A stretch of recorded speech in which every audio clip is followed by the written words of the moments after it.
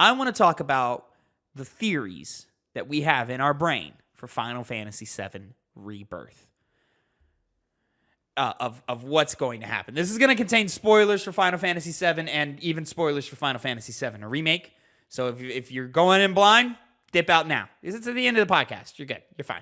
We're just nerding out about a game that's 30 years old. And so here's where I am, gentlemen, is what has been confirmed so far. Party members, obviously, Cloud, Tifa, Aerith, Barrett, Red 13, Yuffie.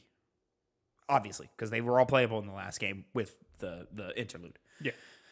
Adding on to that, playable Kate Sith. Am I missing one? Oh, Red 13 is playable. Red 13 is playable now. Yeah, okay, got it. Kate Sith. Not playable, but in the party, Vincent and Sid. That's the whole party. So, we're getting a pretty good idea of where we're going. Now, I think in most people's brains, it's a pretty logical conclusion of where this game will end. But they have said that things will be happening in different orders this time around. What does that mean? I don't know. It could fucking mean anything. My best guess is Fort Condor is going to be moved to Game 3. You are not going to be able to go to Fort Condor before you even go to the fucking Golden Saucer. Because, let's be honest, it's fucking weird. Yeah. Yeah. It's a weird mini game there too. I looked up a way to exploit it, and I was like, you know what? I'm gonna do this every time I play it. Good. I went at it blind, and I still won. Yeah. It's not a great mini game. Actually, it's pretty terrible. It turns out you start before you start. You have to place like one guy on the field. So go down to the bottom where the red line is, where it's like, hey, you can't place any further than that. Spawn one guy down there, and then when you do that, the red line drops. And so you immediately, it sets you back up at the top when you start the game, and then you just immediately run down to the bottom, place another guy. And then you repeat that cycle until you get down to the bottom before more than 2 enemies spawn, and then you just fucking hammer them with some heavy hitters, and then you kill 2 enemies and you're done. Oh, nice. Yeah, takes a minute and a half. It was awesome. That's crazy. Yeah. So, spoilers. This game is going to end probably at the Forgotten City. However or wherever that takes place. You know, it's probably where it's going to end. Now, what comes before it, we're not 100% sure. And they're doing some timey-wimey stuff. Some weird, crazy stuff is happening. Timelines are converging. It's a bunch of crazy shit. 2 discs. I'm putting it on paper right fucking now, Connor. Disc 1. It's the same exact adventure to a T. Some things are in different spots. Maybe Sephiroth is a little more present throughout the storyline. Maybe he says new lines and fucks with Cloud a little bit more, you know, like he has been doing. But for the most part, it's going to be the same narrative beats throughout the entire adventure. Disc 1 ends exactly where it ended the first time around. Sephiroth drops down, he stabs somebody, and everybody goes, oh, and then cut to black. Put in disc 2. You put in disc 2, you jump all the way back to the beginning of the game, and you now have to do that entire adventure again as Zack. But this time, shit's fucking wild. Different shit everywhere. You have no idea what's going on. Playable characters are coming in and out. There's going to be playable characters we don't even fucking know about. I'm putting it on the fucking record right now. It's going to be mostly the Avalanche crew, I would assume. And we're going to level them up and get them up to snuff with everything else. Probably Jesse. Probably Biggs. You hope Jesse. Probably not Wedge. I was gonna say they haven't fully said that Jesse's even still alive. Only they've shown her. She's in there. She's at the Golden Saucer. In the trailers and stuff? Yeah, she's at the Golden Saucer. We don't know why. Oh. She's in the little play that happens at the Golden Saucer. We don't know why. There's like a ballerina thing. Aerith is gonna sing a song, I guess. I don't know. Do we even I know think they're that's doing Jesse? model swap things in that moment. I don't think it's Aerith singing in that scene. No, yeah, she's there. She's like dancing. She's a little ballerina or something. But I think they're doing a model swap in that scene. I don't think it's Aerith singing in that scene. No, I think they confirmed that like Nobuo Uematsu, the composer of it, wrote the song for it and was like, "This is one of my favorites I've done recently." And he credited Aerith's voice actor, the English one specifically, for like helping that come to fruition. You can write that, sure, but Like, you could just do whatever you want. Like, and also, they could just be lying to us. Yeah, they could. It's just, but when you get into the composer who's just all about the music, it seems more likely he's just speaking as from truth. We'll find out. Yeah, we will. You know, It's possible, but yeah, we'll find out. I don't think so. I think he's lying. I think it is from the American voice actor, just not from Aerith.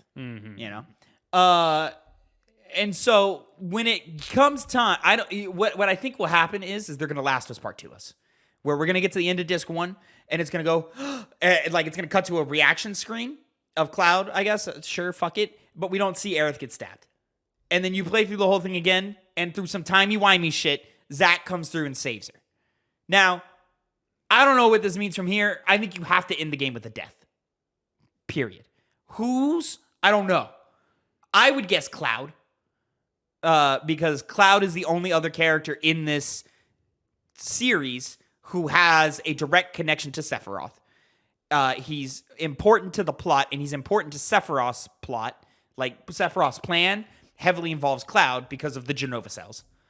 So it only makes sense to me if you're not going to kill Aerith, which I still think there's a chance that they just play out these beats exactly the same anyways, and they've just added tension into the game by saying, hey, we're going to change shit, and then they don't change anything. You know, they just move events around on the board. Yeah. But it seems like a waste of time. I think Aerith will live. I think Cloud dies, because then that's the only way you actually kill Sephiroth, is you kill Cloud. And because Zack was already a soldier, already connected to the live stream and the Mako in his blood streams or whatever. And I believe in one of the books in Shinra Manor, they talk to you. There's a thing where it says, hey, guy number 1, no effect. And that they're talking about Zack. Because they do inject him with Genova, but that doesn't do anything to him because he's already a soldier. So he's just immune to the effects of it. But Cloud, it does affect, and that's why he becomes soldier power level, you know? So, like, in my head, I go, all right, well, we got to get rid of fucking Cloud, because also Sephiroth is living through the memories of Cloud. That's why he's alive. Yeah, I think that comes really into play. Like, I think that's very possible, but I think it would be at the end of the game. I do agree that there has to be a death, and I don't think it's going to be Aerith. I've talked to you about this before. I think it's going to be Tifa. Why? I think from an emotional standpoint, going off the original game, that's the key relationship that's going on. I mean, the Cloud and Aerith stuff is there and good, but what would it mean to the plot? It'd mean stuff it would to just Cloud. mean it just means Sephiroth is evil. We already had Sephiroth is evil. That was the first game. It does entirely different things to Cloud. It's not really about the plot, more about him, because he loves her. You know, whether he knows it or not. That part where you said that Cloud, Zack comes in and saves. I mean, the intention of Aerith the intention of the original game is that Cloud is in love with Aerith. Yeah, but it plays like it's a whole like love triangle type situation. Yeah. It's not so clearly like he loves her. It does lean towards that, especially in the Temple of the Ancients. We didn't mention it in our review for Game Club, but that scene like towards the end where she's like leaning on his shoulder, like before you get to the final Beautiful area, scene, is really right? sweet. Yeah, it's beautiful. And see, that's the kind of stuff that it's gonna rob us and Cloud's future self in a sense from having those moments with Tifa. And it's going to be a lot more of an emotional gut punch, even unbeknownst to Cloud, especially if Zack comes in and starts doing his thing with Aerith, because they have a relationship in the past, and he's kind of just left alone. And Cloud could die later on in the series, in the third game. Because I don't see how Final Fantasy VII plays out with the big thing being, oh, you're under Sephiroth's control, and you give him the means to destroy the world. In this sense, it would make sense for that still to play out, but rather than a traditional, we're going to go fight the big baddie in this final climactic scene, it's going to be a personal sacrifice with Cloud being the one who's giving his life. And it's going to be... You're talking the end of the third game? Yeah. Because, I mean, think about... I mean, you want to see Cloud and Zack fight Sephiroth together, right? Of course I do. Yeah. Right? Which is why it would still happen. It would like be alternating between the two. Oh, yeah, God. See, so many cool things this game And they play similarly, but they play just different enough. You know? Yeah. But Like Miles Morales and Peter. Yeah. Maybe a little more different. But yeah. less random power-ups and more, like... For example, you have your... I think their attack strokes, like... Yeah, operative For mode. some reason, I feel like Zack is faster and quicker. Yeah. And Cloud is a little bit of a heavier hitter. I mean, the whole bit with him beating Sephiroth back in the past is he catches him off guard by picking him up by the sword. Dude, and yeah, it's like, oh, man. shit. The fuck did that come from? Yeah, right. I mean, Sephiroth was like surprised as well. He was like, "Whoa, who is this fucking guy?" Who's this fucking guy? He's like, you killed my mom. Yeah, and you know, in Final Fantasy VII Remake, you have operative mode that you can switch to with triangle, where you're going with those heavy strikes. Yeah. I feel like Zack is where it changed. it's like it's faster though. But it's more focused on like getting up the stagger meter. Yeah. And, like leading to extra damage as a result of that. So maybe. But that's more of like it's faster strikes, heavier strikes at the cost of heavy mobility and no defense. Yeah. Which, I mean, like, you would come into more defense with Zack with his speed, compensating for, you know, standing in one place. Yeah. And maybe doing less damage, but maybe getting aggro so you can distract from other party members doing their thing. Sky's the limit. I hope they do make substantial changes between the two. Where are you sitting with the 2 discs thing? Do you think that's important at all or no? Oh, I think you have it down lock and key with it's switching over to Zack's story. Maybe like some cutscenes intermittent, Zack popping his head in and hanging out with the gang or whatever, so that Could be, yeah. you feel it can like. I feel like they're just gonna cut to Zack in some limited gameplay and some cutscenes, and his journey is basically going to be the remake journey, but just truncated, like shrunk down to 2 hours of total gameplay or whatever, and like 20 of your hours is Cloud, and then you unleash and have another 20 hours with Zack. That would make sense. Either way, I'm looking forward to whatever the hell they're fucking doing. It's gonna be fucking crazy. Phil, I know you don't know a whole lot about remake and what happens at the end of that game, but do you have any ideas of what even makes a little bit of sense here? No. See, when you started this discussion, I was like, me and you were gonna have stuff to say. Yeah. Phil? Yeah, unfortunately, Phil, I would really want you to play 7 Remake for that. Well, alone, Phil, what are the moments of 7 that you're like, they need to hit this moment? Like, it has to be there. Yeah.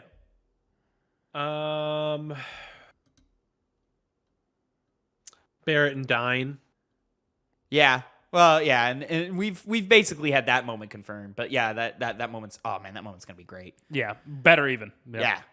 Because Dine comes off a little edgy in the original game. Yeah. Like, all right, Mr. Edgelord over here or whatever. Bump up that writing, have the great cinematics and the great acting. Yeah, that moment's gonna fucking bang. Yep. Cosmo Seeing Canyon gonna be dope. I can't. And What is- here's my thing. There are Cosmo Canyon. Oh, yeah. There are key moments in the game that I think will trigger us to be able to be like, okay, this is the direction they're going. Cosmo Canyon's a big one, and Boogahagen is gonna break it all down for us and be like, all right, guys, this is what's happening. But before that happens, I do think we cross the ocean. Yep. Whether we go to Junon?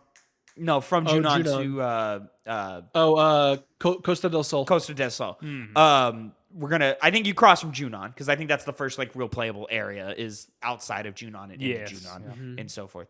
And then I think when you cross in the ship, and there's that scene where Sephiroth shows up on the ship, and he looks at Cloud and goes, "Who the fuck are you?" He's lying to Cloud in that moment. He knows who Cloud is.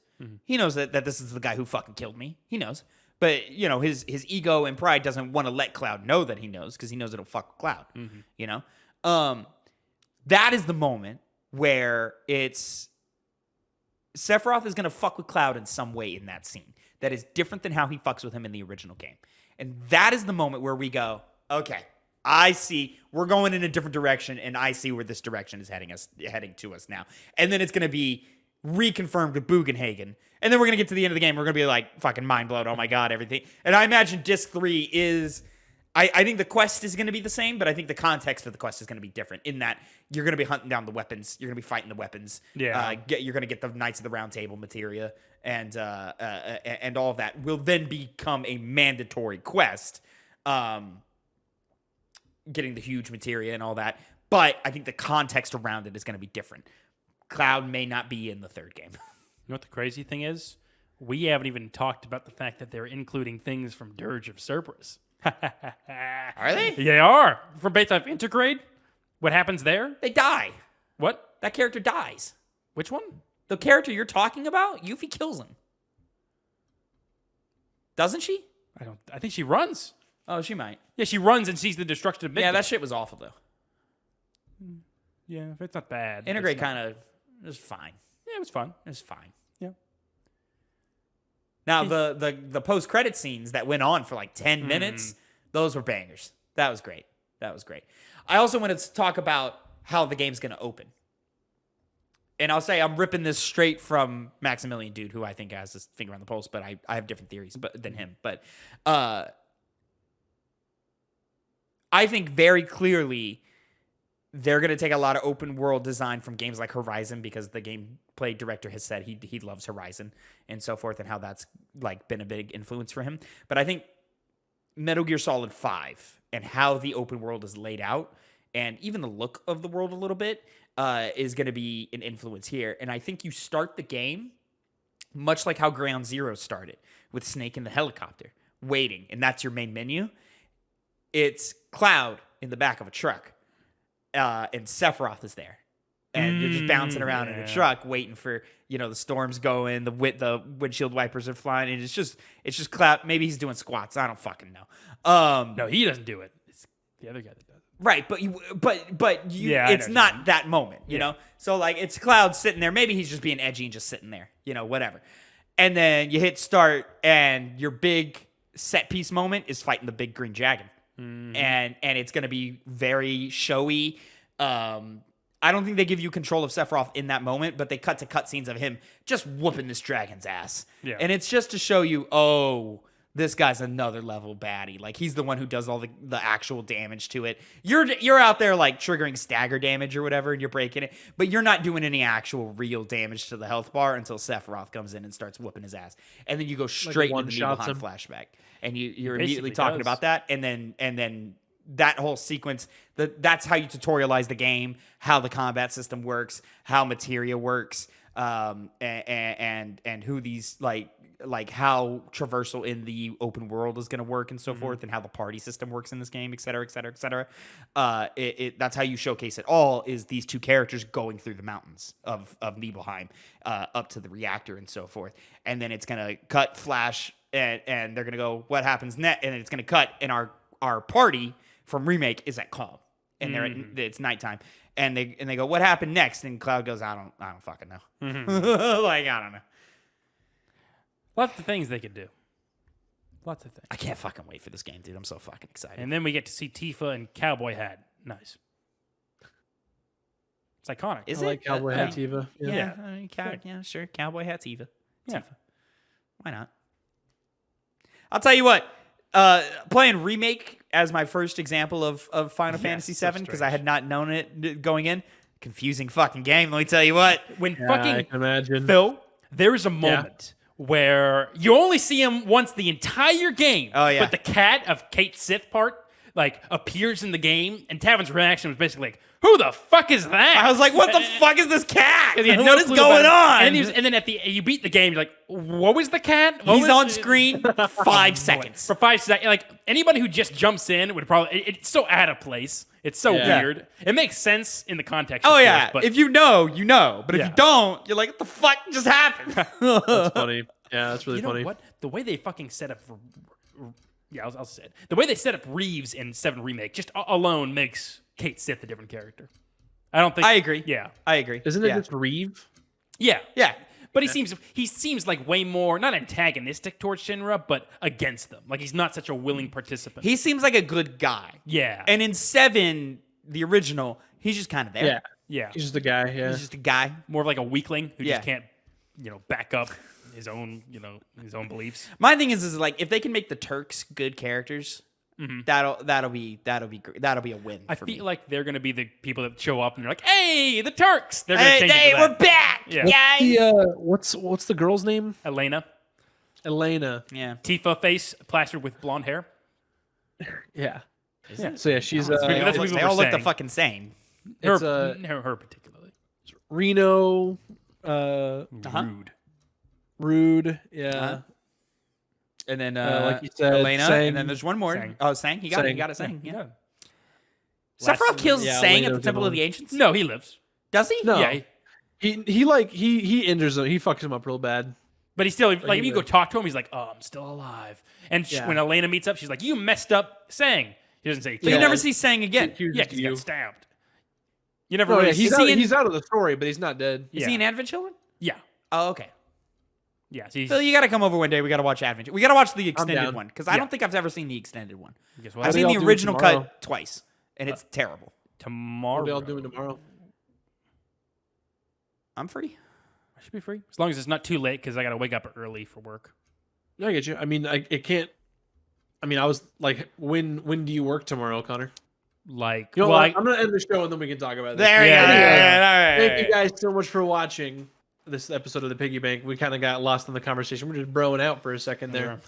But hey, what do you think? What do you think Final Fantasy Rebirth is going to be like? You think it's going to be a bad game? Probably. It's probably going to be terrible. This bitch is gonna fucking bang so hard. I can't fucking wait. What's your favorite game from 2021? And what's your like most? What do you think is the most iconic setting in a video game? Like what game has the best like place it's set? Oh God, that's a dude, that's a draft pick mini game on That's its a draft own. pick right there. Yeah, that's good. That's good. So I'll see you guys in the next one, boys. Let's say goodbye.